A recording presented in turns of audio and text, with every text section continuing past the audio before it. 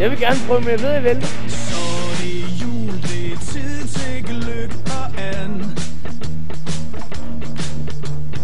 Det er den her Daniel, vi har savnet i et stykke tid egentlig.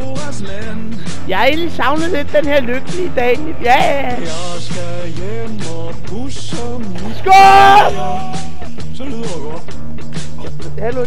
Mit talent er noget, der imponerer. Og Kåre, du har drukket juleøl i en mængde, der er ekstrem.